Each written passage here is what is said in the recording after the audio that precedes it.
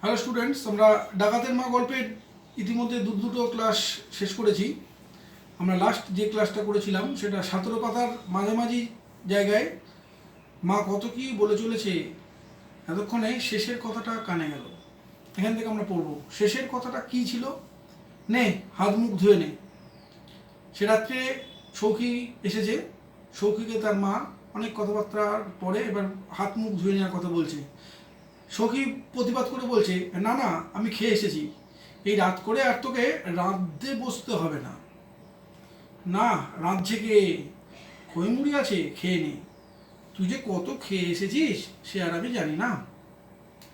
ব্যবসার পুঁজি খইমুড়িগুলো শেষ করে শোয়ার সময় তার হঠাৎ নজর গেল মার গায়ের ছেঁড়া কম্বলখানার দিকে। কার? সৌখীর। ওখানে আমাকে দে, ওখানে আমাকে দে, দাগ দিয়ে রাখো লাইনটা। এখন মনে হচ্ছে কি জিনিসটা খুব সহজ উত্তর, কিন্তু সমগ্র গল্পর শেষে বা সমস্ত পড়া টড়ার শেষে যখন পরীক্ষার সময় এরকম একটা লাইন আসবে তখন তালগোল পাকিয়ে যাওয়াটা খুব স্বাভাবিক। ওখানে আমাকে দে, কোন জিনিসটা? অবশ্যই সৌখীর মা বা ডাকাতের মা যে কম্বলটা গায়ে দিয়ে এতদিন ঘুমাচ্ছে সেই কম্বলটা। আপত্তি ঠেলে সৌখী নিজের গায়ের নতুন কম্বলখানা মায়ের গায়ে জড়িয়ে দিল। কারণ আবার এটাও শীতকাল, সৌখী জেলখানা থেকে ফিরে এসেছে, স্বভাবতই সেও আবার একটা নতুন কম্বল জেলখানা থেকে এনেছে। সেই নতুন কম্বলটা তার মাকে জড়িয়ে দিয়ে নিজে তার মায়ের পুরনো ছেঁড়া কম্বলটা টেনে নিল। এই পর্যন্ত গল্পের সে রাতের একটা অংশ গেল। এবার আমরা দেখব যে সে রাত্রে সৌখী তোর নিজের মতন শুয়ে পড়ল পরম নিশ্চিন্তে। অনেকদিন পর বাড়িতে এসেছে, বাড়ির বিছানায় মায়ের কাছাকাছি সে শুয়ে গভীর নিদ্রায় ঢলে পড়ল। কিন্তু চিন্তা এবং দুশ্চিন্তা যত এসে হাজির হলো আবার সৌখীর মায়ের মাথায়। কি সেই চিন্তা, কি সেই দুশ্চিন্তা দেখো। নতুন কম্বল মুড়ি দিয়ে শুয়েও বুড়ির ঘুম আসতে চায় না, পা কিছুতেই গরম হয় না, রাজ্যের দুশ্চিন্তায় মাথা গরম হয়ে উঠেছে। পরস্পর বিপরীত।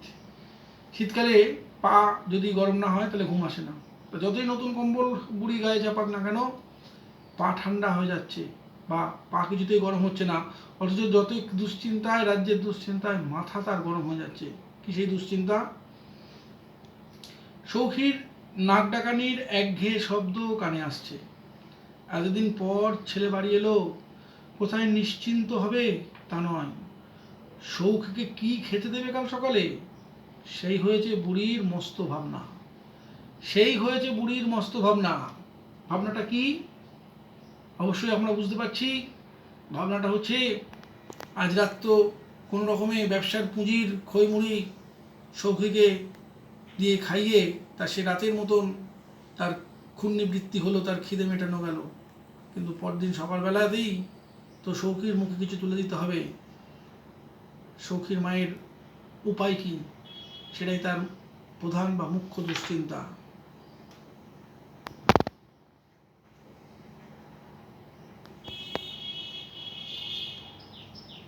আজকের রাতটা না হয় বিক্রির খইমুড়ি দিয়ে কোনো রকমে চলে গেল। যদি বলতো দুটো ভাত খেতে ইচ্ছা করছে তাহলেই আর উপায় ছিল না। সব কথা না বলে, সব কথা না বলে, ভালো করে খেয়াল রাখো লাইনটা, সব কথা না বলে। কোন কথা?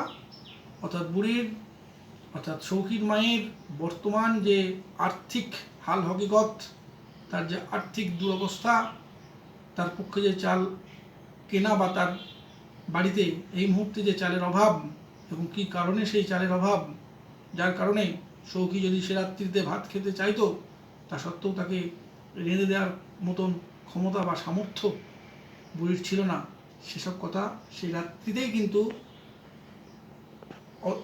সৌখীর মাকে বলে দিতে হতো। আলু চচ্চড়ি খেতে কি ভালোই বাসেছে সৌখীটা। গতকাল হয়তো জেলে খেতে পায়নি। কে কি খেতে পায়নি? কোথায়? জেলে। সৌখীর যে ভালো লাগার, ভালোবাসার খাদ্য আইটেম, খাদ্যের যে একটা বিষয়, সেটা হচ্ছে আলু চচ্চড়ি। সে আলু চচ্চড়ি হয়তো সৌখী এই দীর্ঘ কারাগারে বা কারাবাসে সে কোনোদিন হয়তো খেতে পায়নি। আলু, চাল, সর্ষের তেল সবই কিনতে হবে, অত পয়সা পাবো কোথায়? ভোরে উঠেই কি ছেলেকে বলা যায় যে আগে পয়সা জোগাড় করে আন, তবে রেঁধে দেব? মা হয়ে ছেলের ওপর এই জুলুম করবে কি করে সৌখী, সেটাই সে ভেবে উঠতে পারছে না। তাহলে উপায় কি? ছেলের মুখে কাল সকালে দুটো কিছু রেঁধে বা তার মুখে তুলে দেওয়ার জোগাড় করতে হবে, কিন্তু সে সম্বল, সে সামর্থ্য, সে উপায় সৌখীর মায়ের কোথায়?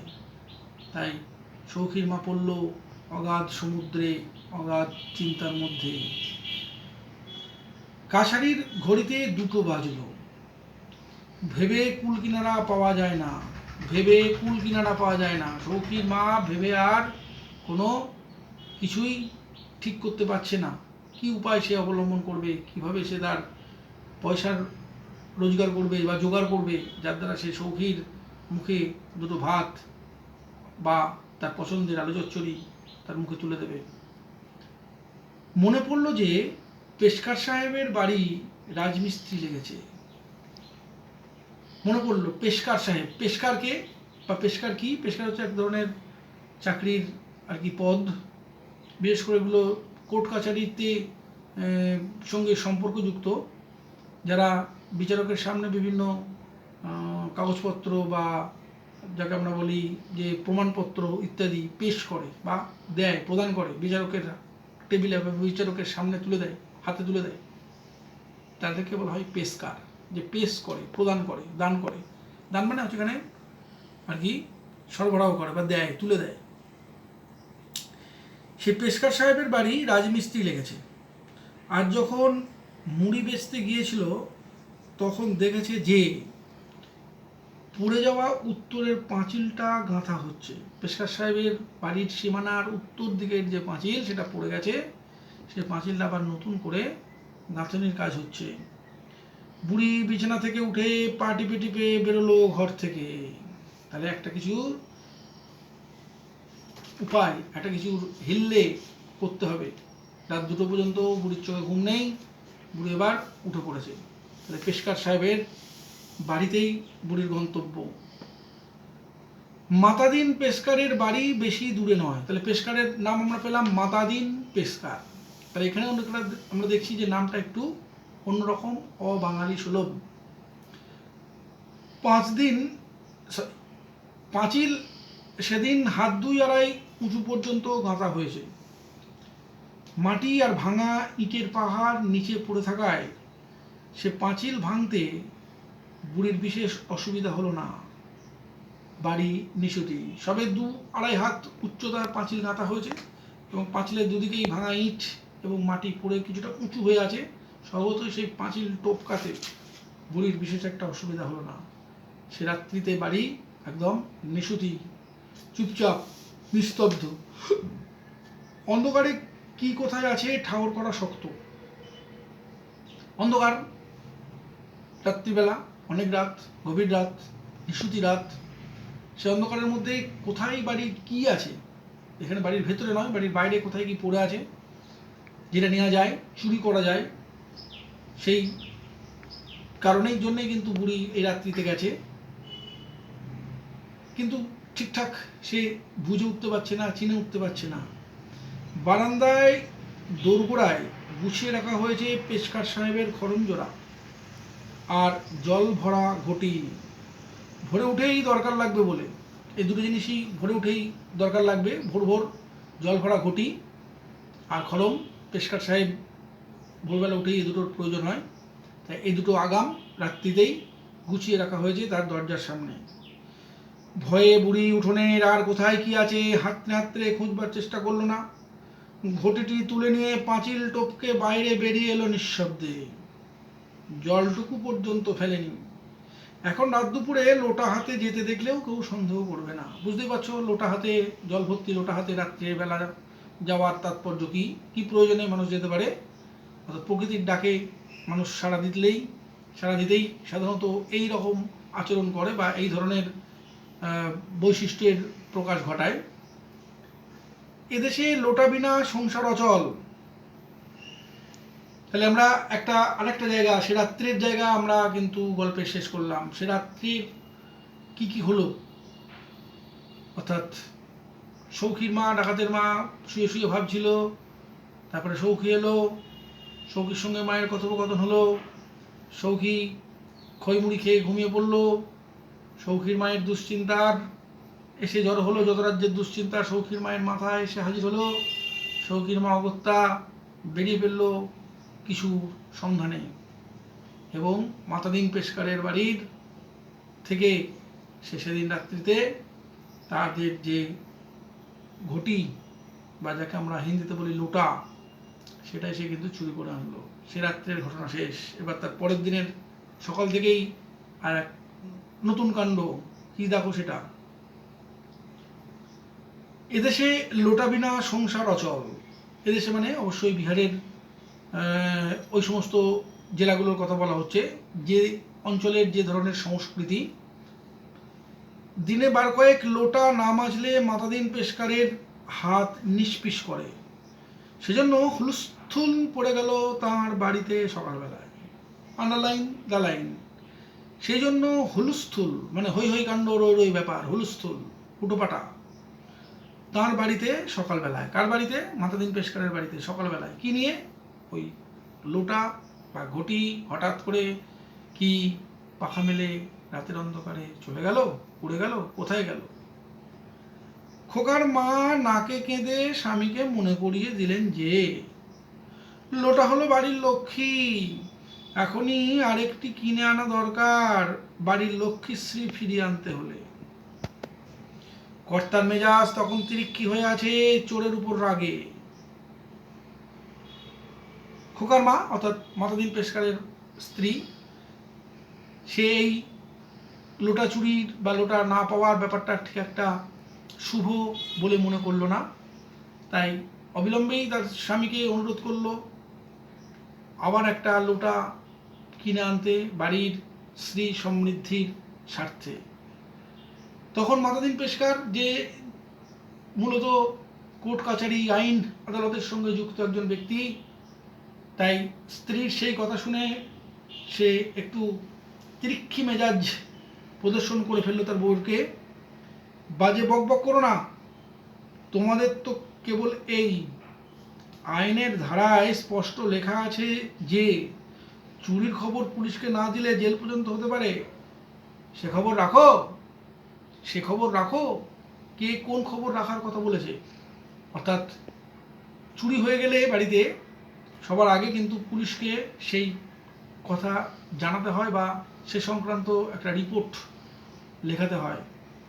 এটাই হচ্ছে আইন।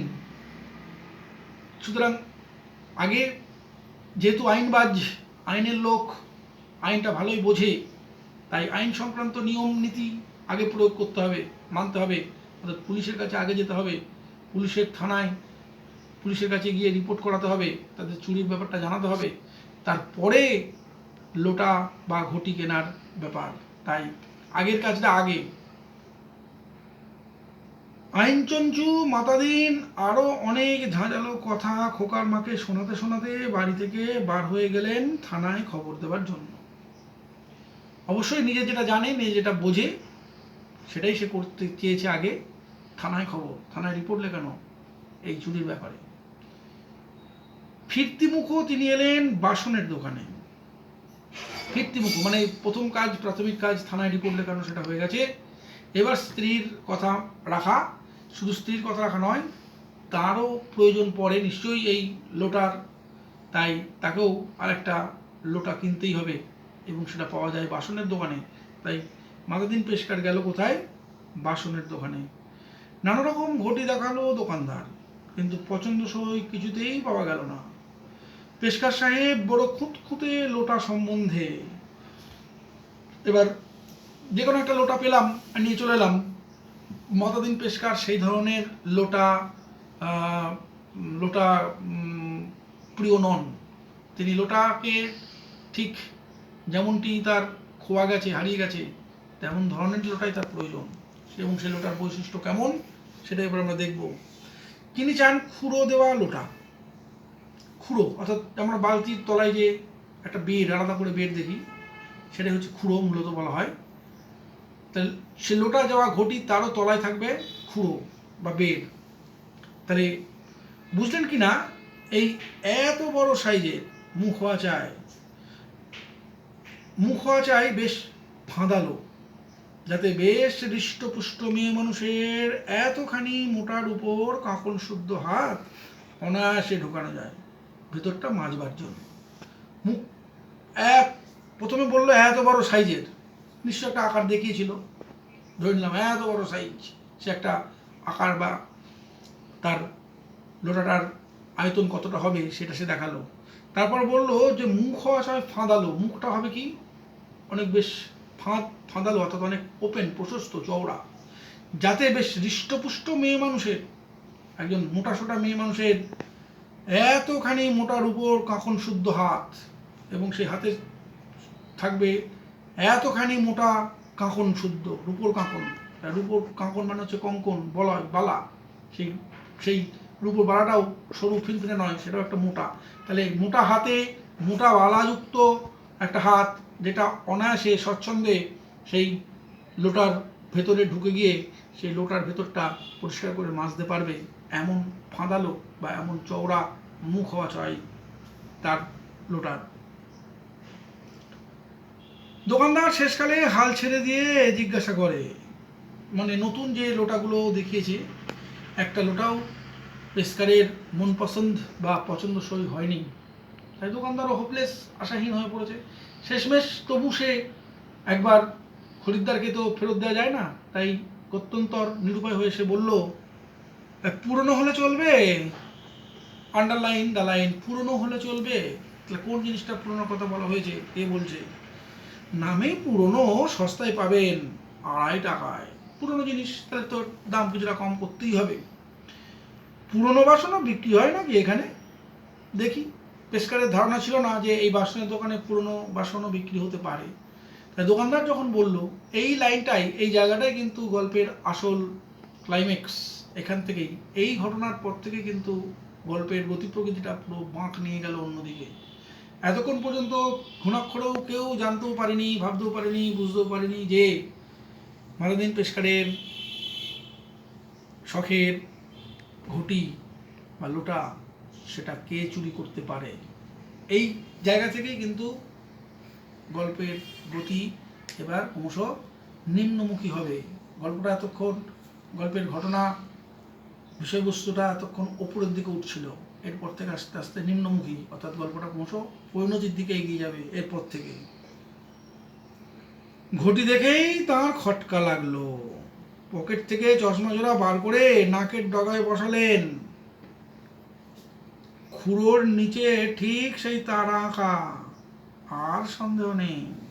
প্রথমে দেখেই খটকা লেগেছিল, তারপরে আরও মাতাদিন পেশকার কনফার্ম হলো, সুনিশ্চিত হলো, যখন চশমা খুলে, মানে চশমা পরে আর কি, যখন খুঁড়োর নিচে তার একটা বিশেষ সিম্বল, প্রতীক দেওয়া ছিল, সেটা যখন তার মিলে গেল, তখন আর কোনো সন্দেহ থাকলো না। কালকের রাত্রিতে বা সকাল থেকে যে ঘটিটা পাওয়া যাচ্ছে না, সেটা এইটাই, এ বিষয়ে আর মাতাদিন পেশকারের কোনো সন্দেহ থাকলো না। আর সন্দেহ নেই। মাতাদিন পেশকার আইনের ধারা ভুলে গিয়ে দোকানদারের টুঁটি চেপে ধরেন। এতক্ষণ আমরা দেখছিলাম আইন বাজ মাতাদিন পেশকার, এবার কিন্তু আর আইন, কারণ আইন বলেছে যে আইন কখনো নিজের হাতে তুলে নেওয়া ঠিক নয়, কিন্তু আর ধৈর্য রাখতে পারেনি মাতাদিন পেশকার, বা নিজের ক্রোধ আর সামলাতে পারেনি। তাই হাতের কাছে তার চুরি যাওয়া যে লোটা বা চুরি যাওয়া ঘটির সন্ধান সে যখন পেয়েছে, এইবার সেটা কে চুরি করেছে, প্রথমেই যার কাছ থেকে পাচ্ছে তাকেই ধরবে। তাই দিক বিদিক, মানে জ্ঞানশূন্য বা আইনের যে প্রকৃত পাঠ বা জ্ঞান, সেটা হারিয়ে মাতাদিন পেশকার কী করছে, তার টুঁটি চেপে ধরেন। বল, এলোটা কোত্থেকে পেলি? দিনে করিস দোকানদারি, আর রাতের বেলা রাতে বার হোস সিঁধ কাঠি নিয়ে। সিঁধ অর্থাৎ আমাদের বাড়ির আগেকার দিনে এটা পুরোনো একটা চুরির পদ্ধতি, কৌশল, চোরেদের মাটির দেওয়াল হতো মূলত, মাটির বাড়ি, মাটির দেওয়াল, সেখানে সাঁপল দিয়ে তারা বাইরে থেকে গর্ত খুঁড়ে বাড়ির ঘরের ভেতরে ঢুকতো, ওটাকে বলে শীত কাটা। আর যে যন্ত্রটা দিয়ে সেই শীতটা কাটতো তাকে বলা হতো শীত কাঠি। মূলত আমরা চলতি কথায় সাঁপল বলতে যেটা বুঝি সেটাকেই বলা হয় শীত কাঠি। একেবারে হই হই রই রই কাণ্ড। তাহলে আরেকটু আমরা আজকে পড়ি। দোকানে লোক জড়ো হয়ে গেল। দোকানদার বলে যে সে কিনেছে এই ঘটি নগদ 14 আনা পয়সা গুনে সৌখীর মায়ের কাছ থেকে। এই কিছুক্ষণ মাত্র আগে কি হয়েছে? সৌখীর মায়ের কাছ থেকে এই দোকানদার এই ঘটিটা কিনেছে। তার কোনো ব্যক্তিগতভাবে সে কিন্তু এর সম্পর্কে আর বিশেষ কিছু জানে না। 14 আনায় এই ঘটি পাওয়া যায়? চোরাই মাল জেনে কিনেছিস, চোরাই মাল রাখবার ফৌজদারি ধারা জানিস? পেশকার সাহেব থানায় পাঠিয়ে দিলেন একজন ছোকরাকে দারোগাকে ডেকে আনার জন্য। চোর ধরা পড়বার পর দারোগা সাহেবের কাজে আর ঢিলেমি নেই। তখনই সাইকেলে এসে হাজির দোকান। চোরের সন্ধান পাওয়া মাত্রই পুলিশ আর তার কাজে ফাঁকি নেই। চোর তো আর নিজেকে ধরতে হলো না, চোরের সন্ধান পেয়ে গেছে আগাম, তাই দ্রুত পুলিশের যে দারোগা তিনি সাইকেল চালিয়ে সেখানে চলে আসলেন। সব ব্যাপার শুনে তিনি সদল বলে সৌখীর বাড়িতে গিয়ে ঠেলে উঠলেন। সৌখীর মা আলুর তরকারি চড়িয়েছে উনুনে, ছেলে তখনও ওঠেনি বিছানা ছেড়ে। সকাল সকাল কেনা বেচা করে সৌখীর মা বাজার টাজার করে আলু টালু কিনে নিয়ে এসে আলু চচ্চড়ি বসিয়ে দিয়েছে উনুনে। সৌখী তখনও ঘুমাচ্ছে। বহুদিন পর সে বাড়ি ফিরেছে, তাই জেলখানাতে তো সে এইভাবে স্বচ্ছন্দে আরাম করে বেশিক্ষণ শুয়ে থাকার স্বাধীনতা পায় না, আজ পেয়েছে। তাই মনের সুখে সে কী করবে? ঘুমিয়ে নেবে। তাই সৌখী এখনও বিছানায়। সৌখীর মা চুরি টুরি করে এনে বিক্রি বাটা করে নিজের ছেলের প্রিয় খাবার আলু চচ্চড়ি ইতিমধ্যে উনুনে বসিয়ে দিয়েছে। আর সেই সময়তেই সদল বলে পুলিশ, থানার দারোগা সবাই এসে হাজির হয়েছে সৌখীদের বাড়ি, সৌখীর মায়ের কাছে। এই পর্যন্ত তাহলে আমরা আজকে পড়লাম। আমরা নেক্সট ক্লাসে আশা করতে পারছি যে বাকি গল্পটাও শেষ করে দেবো এবং তারপর এই সংক্রান্ত কিছু প্রশ্ন আমি তোমাদের সামনে উপস্থাপন করব। আজ তবে এই পর্যন্তই। নেক্সট ক্লাসে আবার তোমাদের সাথে দেখা হচ্ছে।